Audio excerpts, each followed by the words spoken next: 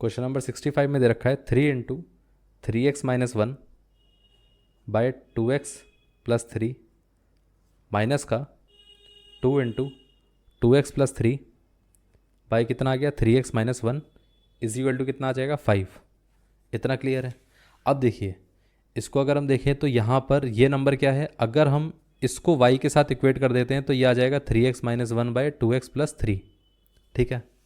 और दूसरा नंबर क्या आएगा, ये नंबर और ये नंबर एक दूसरे के रेसिप्रोकल हैं, तो यहाँ पर अगर एक नंबर y ले लेते हैं तो दूसरा अपने आप ही 1/y बन जाएगा, which is 2x + 3 bye 3x - 1। इतना क्लियर है। अब देखिए यहाँ पर प्रॉब्लम क्या है ना कि अगर इसको सॉल्व करना चाहें तो हम एक मेथड तो हमारे पास ये आ जाएगा कि स्टैंडर्ड मेथड, कि हम स्टैंडर्ड मेथड से सॉल्व करना चाहें तो उससे भी कर सकते हैं।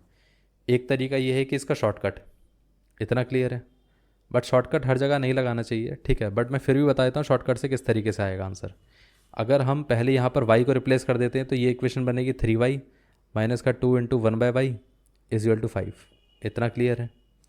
तो अगर शॉर्टकट से सॉल्व करने जाएं तो ये आ जाएगा 3y माइनस का 2 × 1/y। अब जैसा हमारे पास पैटर्न लेफ्ट साइड पे है वैसा ही हमें राइट साइड पे बनाना पड़ेगा। तो राइट साइड पे क्या आ जाएगा, 5 को हमें स्प्लिट करना पड़ेगा। कैसे स्प्लिट करें, हमें पैटर्न सेम बनाना है, तो यहाँ पर हम 2 × 1/y, तो ये कितना आ जाएगा, क्या हम 5 को ऐसा लिख सकते हैं 6 माइनस का 1। ठीक है। अब प्रॉब्लम ये आएगी कि 6 - 1 लिखने से फ़ायदा क्या होगा। अब इसको मैं ऐसा भी तो लिख सकता हूँ 3 × 2, और ये कितना आ जाएगा माइनस का 2 × 1/y 1/1।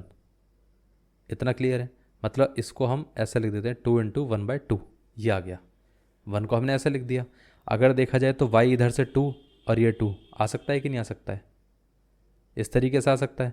तो y की वैल्यू तो एक हमारे पास क्या आ गई, एक आ गई हमारे पास यहाँ पर 2। ठीक है।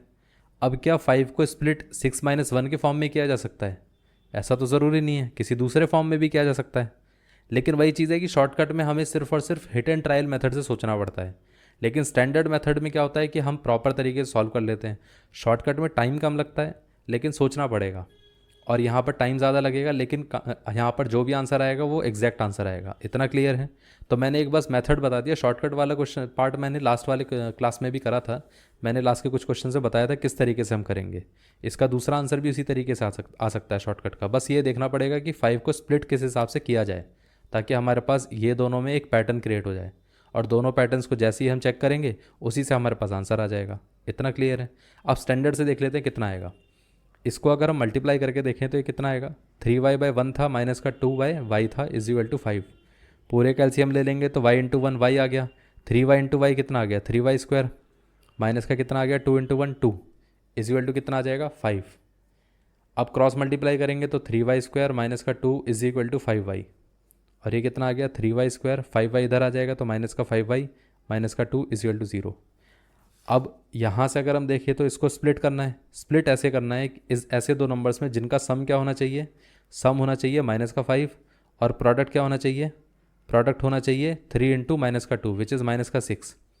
अब इसमें अगर माइनस का 3 और माइनस का 2 ले लोगे तो सम तो -5 आ जाएगा, लेकिन प्रॉब्लम ये है कि मल्टीप्लिकेशन प्लस का 6 आ जाएगा। इसलिए हमें क्या करना है, यहाँ पर एक नंबर लेना है माइनस का 6 और एक लेना है प्लस का 1, क्योंकि इनको ऐड करेंगे तो माइनस का 5 आएगा, मल्टीप्लाई करेंगे तो माइनस का 6 आएगा।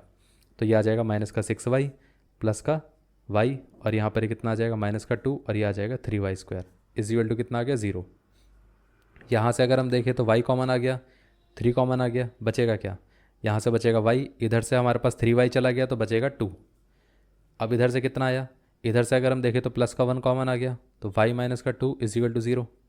दोनों में y - 2 कॉमन आ गया तो ये आ जाएगा y - 2 नहीं इंटू, यह बचेगा 3y, और इधर से बचेगा हमारे पास प्लस का 1 = 0।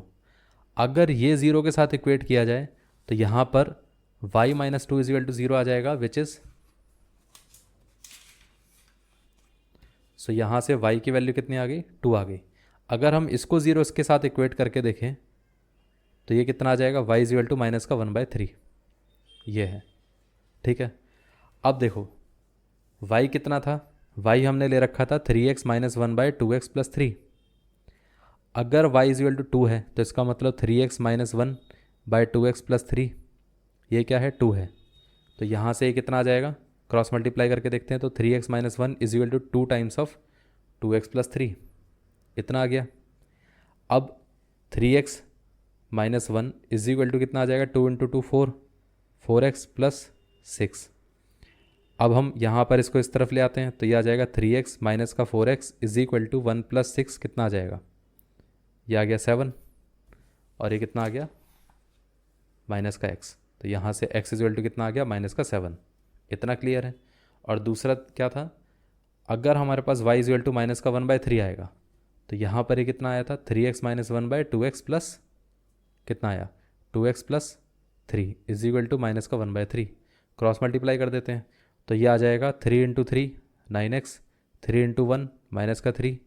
अब ये माइनस का 2x माइनस का 3, इसको इस तरफ ले आते हैं तो ये आ जाएगा 9x माइनस का 3 प्लस का 2x प्लस का 3 is equal to 0। 9x plus 2x कितना आ गया, 11x, माइनस का 3 प्लस का 3 कैंसिल आउट हो जाएगा तो ये बचा 11x इज इक्वल टू 0। तो यहाँ से x इज इक्वल टू कितना आ गया, 0। तो हमारे टोटल रूट्स कितना आ गया, 0 और माइनस का 7।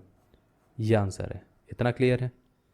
तो बस करना क्या है, पहले तो हमें ये देखना है कि अगर कोई भी दो नंबर्स एक दूसरे के रेसिप्रोकल हैं तो उसको बस हमें स्विच कर देना है y और 1/5 के फॉर्म में। अब इसमें यह है कि स्टैंडर्ड मेथड से करोगे तो बहुत अच्छा है, शॉर्टकट से करना चाहोगे तो बस सोचना पड़ेगा, थोड़ा बहुत दिमाग लगाना पड़ेगा कि 5 को कैसे स्प्लिट किया जाए। अब 5 को जैसे जैसे स्प्लिट करते जाओगे वैसे वैसे अपने आप y की वैल्यू आती जाएगी। जैसे ये 2 आ गया था, डायरेक्टली आ गया था, अब यहाँ से हमने पूरा सॉल्व किया तब जाके हमारे पास 2 आया। इतना क्लियर है।